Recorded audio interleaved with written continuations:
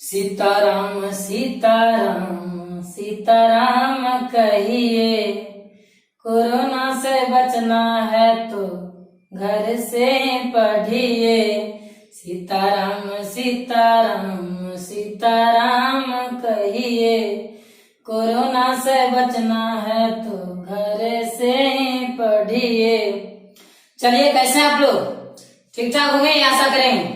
आप लोग बता दें, आज हम पुनः दूसरा वीडियो इतिहास का क्लास 12 यानी 12वीं क्लास का हम लेकर के आए हैं। पिछले कुछ दिन से आपको एक ही वीडियो मिला था 12वीं क्लास का, उसके बाद नहीं मिला।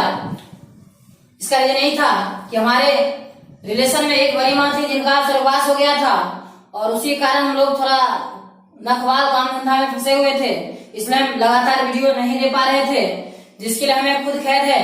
और आज हम आपको बता रहे हैं कि इतिहास का दूसरा वैसा वीडियो लेकर के आए हैं जिस वीडियो में आपको जो है इतिहास से संबंधित एनसीईआरटी के जैसे 3 बुक होते हैं, खंड ए, खंड बी, खंड सी, उसमें कौन से खंड में किस तरह के बुक पढ़े जाएंगे, कौन कौन से चैप्टर पढ़े जाएंगे और कहां से कहां तक पढ़ेंगे तो कितना मार्क्स का पूछा जाएगा, ये सभी बात और कितना चैप्टर होंगे, सब बात की जानकारी इस वीडियो में मिलेगी। उसके बाद पढ़ते रहना। ताइए हम जानते हैं कि ये देखिए, आप लोग बता रहे हैं ये सिलेबस है जो आपको बता रहे हैं। आज युग में प्रत्येक छात्र छात्राओं को, मैट्रिक हो या 9th के छात्र हो या किसी भी क्लास के छात्र हो, अगर वह सही दिल और दिमाग से तैयारी कर रहा है तो मेरी सलाह मानिए, सिलेबस को रखना चाहिए ताकि आपको पता चल सके हमारे विगत जो भी सिलेबस है बिहार बोर्ड का, उस सिलेबस के मुताबिक हमारे क्लास में किस बुक से कितना नंबर का कौन सा क्वेश्चन पूछा जाएगा। आपको बता रहे हैं हिस्ट्री यानी इतिहास जो है आपके 12वीं क्लास का नॉन प्रैक्टिकल सब्जेक्ट है, इसमें प्रैक्टिकल नहीं मिलता है।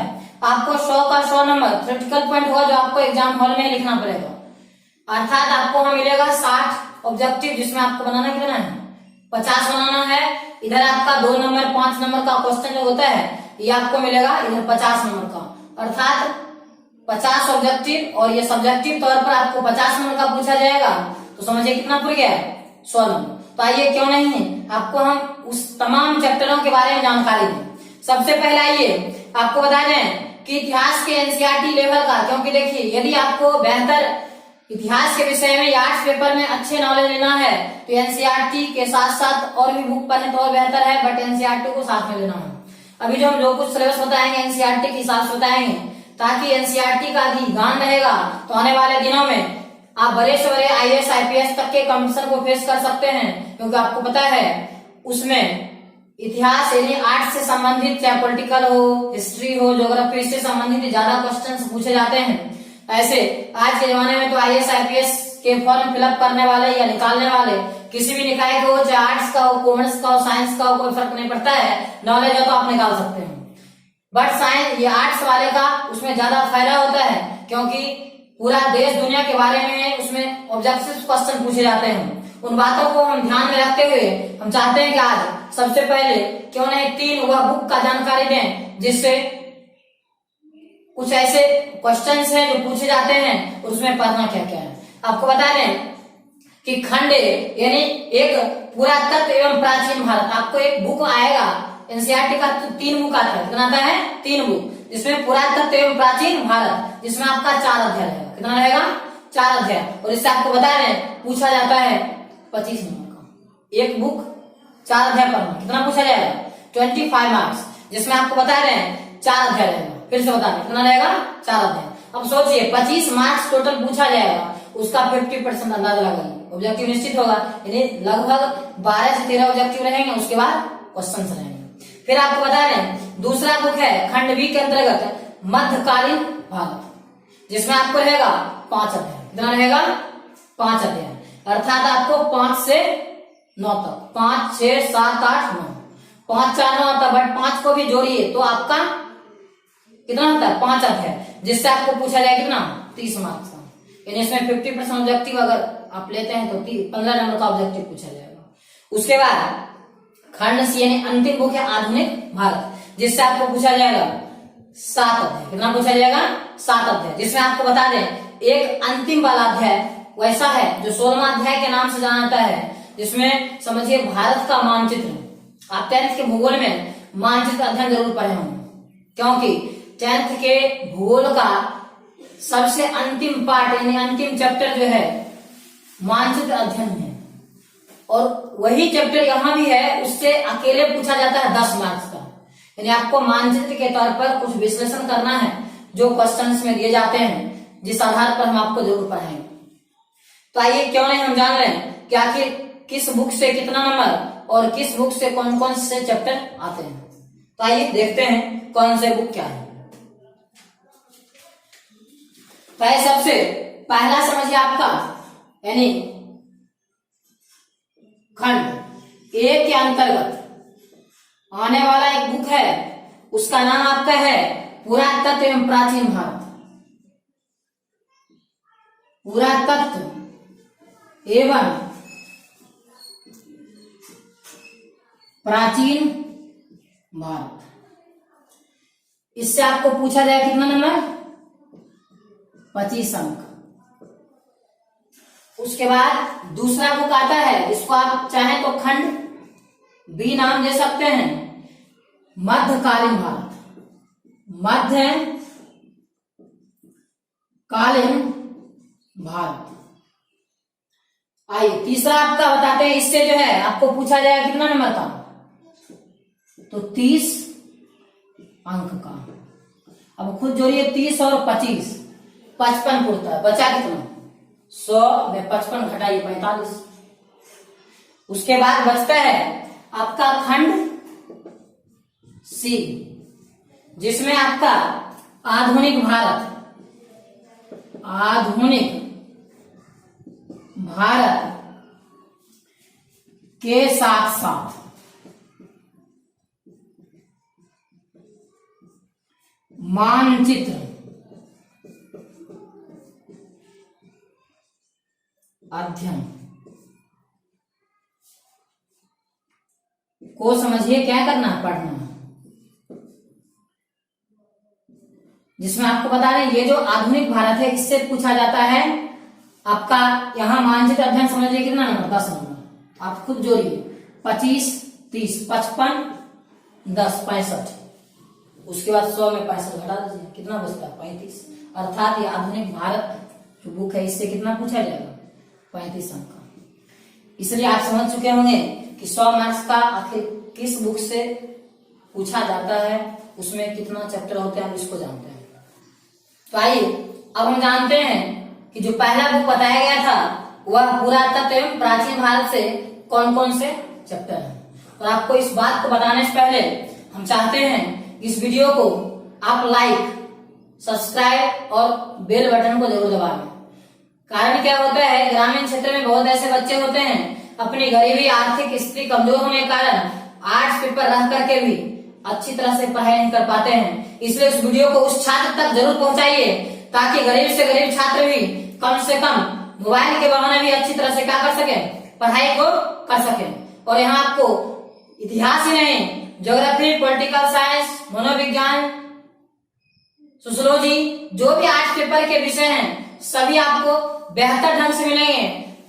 और आपको विश्वास रखना होगा कि इस चैनल के माध्यम से आर्ट्स पेपर में उतना नंबर आएंगे जो शायद आप विश्वास नहीं करते होंगे, और आपके क्षेत्र में उतना नंबर आज तक कोई छात्र नहीं लाया होगा। इसका रीजन आपको बताते हैं। आर्ट्स पेपर को पढ़ लेते तो हैं, लेने के साथ ही बहुत ऐसे छात्र हैं सोचते हैं भाई इससे क्या होने वाला है, नाम का लेते किस तरह एंटर करेंगे। इस सोच, ये गलत छोटी सी सोच को आप हटाइए, क्योंकि कोई विषय खराब नहीं होता है, अपने आप में सब बेहतर होता है। कहा जाता है जैसा है वैसा ही कंडीशन में अपने आप पर बिलीव रखना चाहिए, क्योंकि आपको बताया गया था इति का मतलब जैसा का वैसा, जैसे हैं वैसे ही विश्वास रखिए, आगे बढ़ने की हमेशा कोशिश करिए।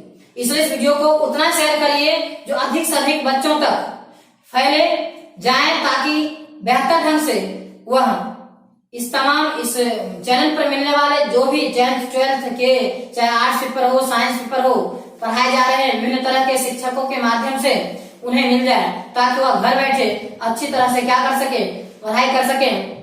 और कमेंट निश्चित करें, जितना लाइक करते उतना कमेंट करिए, ताकि हम समझते हैं कि आखिर मेरे कौन कौन ऐसे छात्र हैं जो बेला को या परिहारा को या जो भी तरह के ओलापुर, गंगोर है, चंदपुरा, जलपुरा से जो भी गांव के हैं, कौन से ऐसे छात्र हैं जिन्हें या जो समझिए इस चैनल के माध्यम से अच्छी तरह से पढ़ाई कर रहे हैं। क्योंकि कमेंट करिएगा तो हमको लगता है कि नहीं, अगर 100 बच्चा कमेंट किया है तो मतलब 100 बच्चा तो निश्चित जो है सब्सक्राइब, लाइक वगैरह जो है उसका किया होगा। इसलिए आप इस चैनल को दूसरे तक पहुंचाने में कमी नहीं करें, क्योंकि हम पढ़ाई में कमी नहीं कर रहे हैं।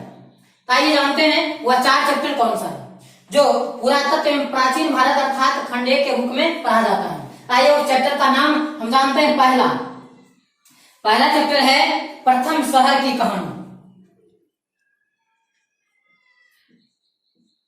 प्रथम शहर की कहानी। उसके बाद राजनीतिक एवं आर्थिक इतिहास। राजनीतिक एवं आर्थिक इतिहास। तीसरा चैप्टर आपका है सामाजिक इतिहास। सामाजिक इतिहास। और इस बुक का चौथा चैप्टर लास्ट का है बौद्ध धर्म का इतिहास। चौथा है बौद्ध धर्म का इतिहास। ये समझिए 4 चैप्टर जानते हैं। देखिए अब इसके अंदर आपको कुछ पढ़ना है, जो गहराई पूर्वक पढ़ना है, परंतु आपको थोड़ा सा झलक बताते हैं। प्रथम शहर की कहानी आपको पता है, मान लेते खगड़िया जिला।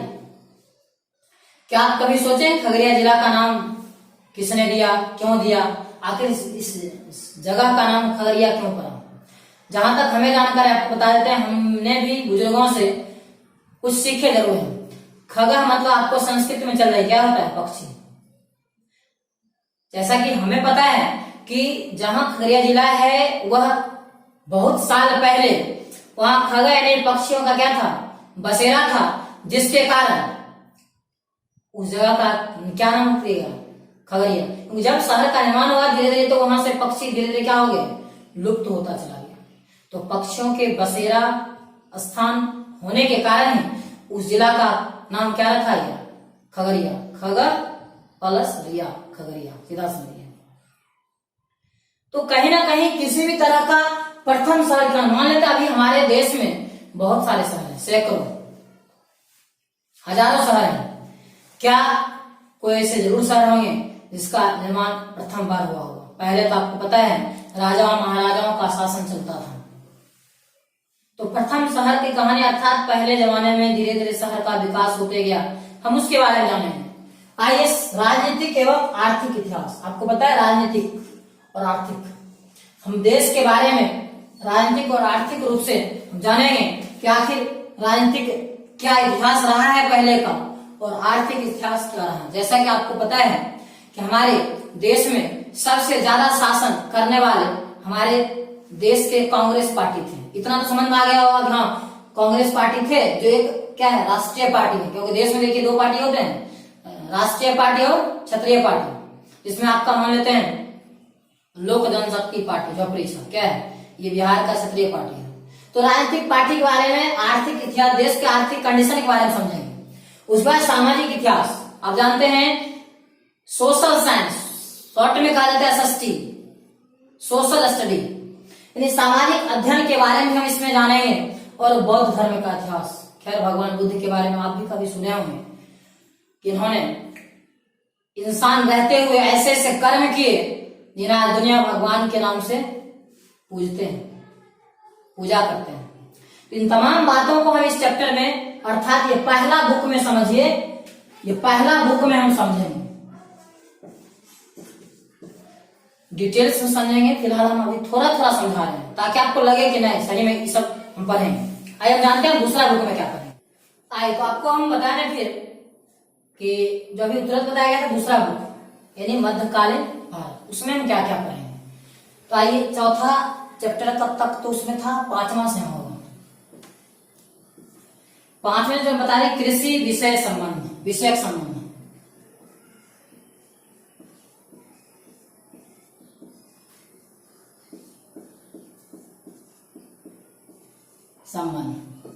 छठा अध्याय आपका मुगल दरबार।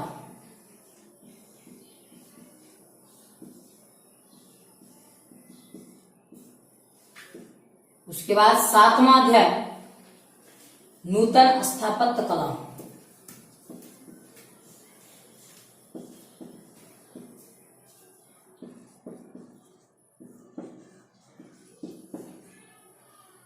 आठवां अध्याय धार्मिक इतिहास।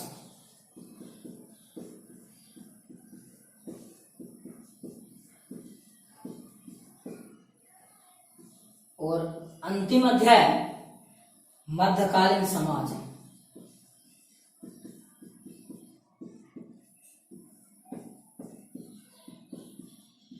ये समझिए तमाम बातों को हम कौन बुक में पढ़ेंगे, दूसरा बुक में। आइए थोड़ा सा समझने कृषि विषयक संबंध। आपको पता है कि हमारा भारत देश कृषि प्रधान देश है। यहाँ के लगभग 100 में से समझिए 80% पूरे देश में ऐसे जनसंख्या है जो कृषि पर ही क्या होते हैं, निर्भर होते हैं। क्योंकि हम भी गांव के हैं और आपको शायद समझ में जरूर आता होगा कि आपके पिता कृषि कार्य करके ही आपके भरण पोषण, पढ़ाई लिखाई जो भी मेंटेनेंस है करते होंगे। मुगल दरबार आप जानते होंगे बहुत सारे हमारे देश में राजा हुआ करते थे, जैसे मान लीजिए अकबर और बीरबल। अकबर बीरबल मान लीजिए एक राजा थे, क्या थे, मंत्री थे। उसकी कहानी बहुत सारे ढेर सारे किस्साएं हैं। इस तरह का वैसे वैसे बहुत सारे राजाएं थे, उनके बारे में जाने। नूतन स्थापत्य कला, नूतन का मतलब होता है सुंदर, यानी बहुत सारे ऐसे कला पहले थे। जैसे कि मान लेते हैं, आपको बता दें मिथिला कला। आप जब समस्तीपुर के जस्ट उधर ये मुजफ्फरपुर, दरभंगा, मधुबनी तरफ जाइएगा तो मिथिला कला बहुत सारे स्टेशन पर बहुत सारे डिजाइन बने होते हैं, राम सीता का चित्र बना होता है, तो देखने में बड़ा सुंदर दृश्य लगता है। तो ये समझिए कुछ कला पहले थे जिनका स्थापना किया गया था, जिसके बदौलत आज बहुत सारे सभ्यता संस्कृति का विकास हो रहा है। धार्मिक इतिहास के आप जानते हैं हमारे देश में कहा जाता है हिंदू मुस्लिम सिख ईसाई आपस में हम भाई भाई।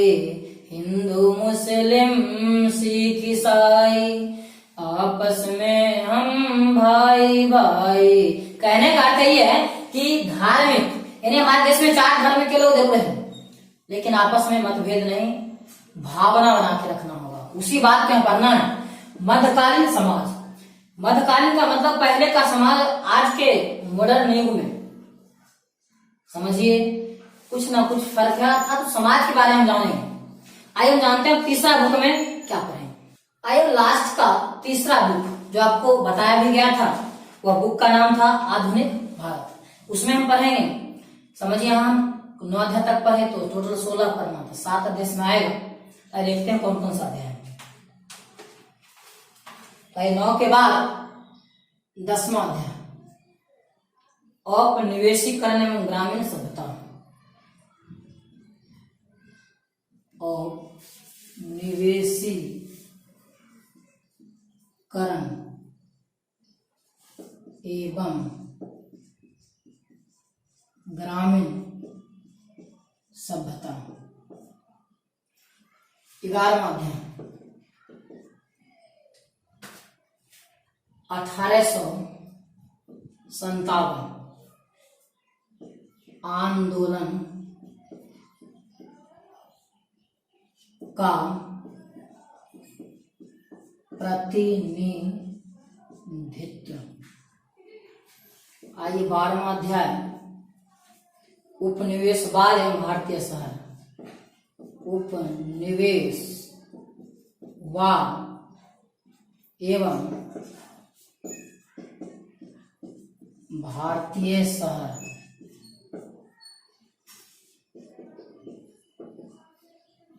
13वां अध्याय महात्मा गांधी।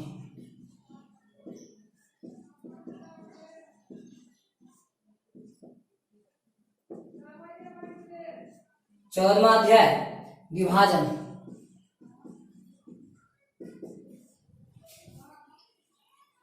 और 15वां अध्याय संविधान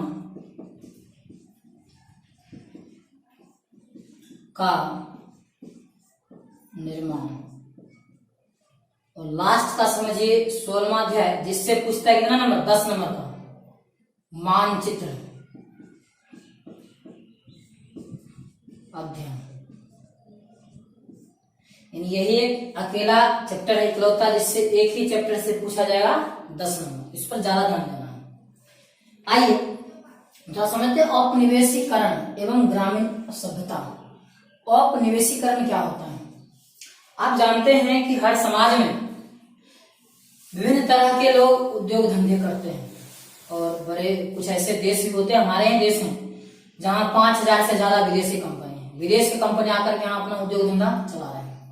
उपनिवेश का यह अर्थ हो, जब विदेशी कंपनी या दूसरे देश की कंपनी यहाँ उद्योग धंधा स्थापित करते हैं, स्थित करते हैं, उसके बदले मानते हैं यहाँ के लोगों को नौकरी देती है, उसी को उपनिवेश कहा जाता है। 1857 आंदोलन का प्रतिनिधित्व, ये बहुत इंपॉर्टेंट है। इससे एक ऐसा क्वेश्चन हर साल मुझे लगभग अथवा करके 5 नंबर का क्वेश्चन होता है, 1857 का विद्रोह पूछ ही देता है।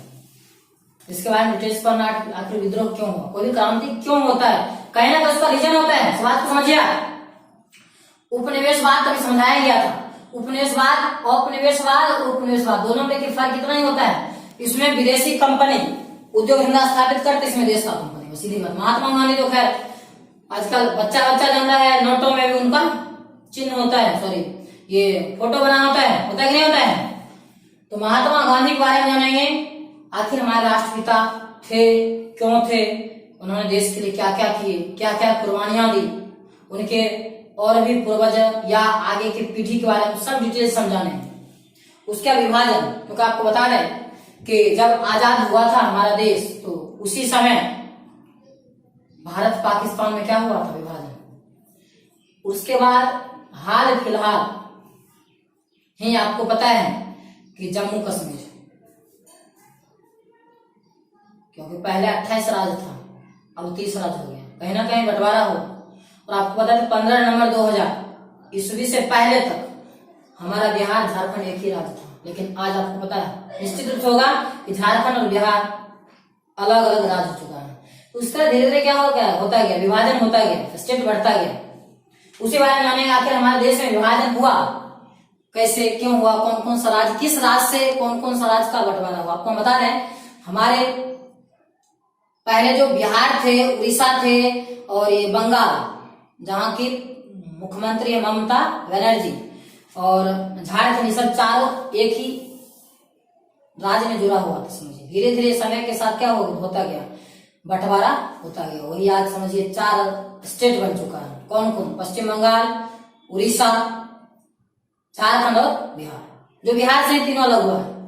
संविधान का निर्माण, आप कहिएगा सर यहाँ फिर पॉलिटिकल साइंस वाला कहां से आ गया। जी हाँ, आपके सिलेबस में है लास्ट का एक चैप्टर संविधान का निर्माण, जिसमें हम समझेंगे आखिर संविधान क्या होता है, संविधान में कौन कौन धारा, कौन कौन अनुच्छेद होता है। क्योंकि आप गांव घर में सुनते होंगे कि फलना धारा अगर पर ये ठोक दिया तो जेल चला गया।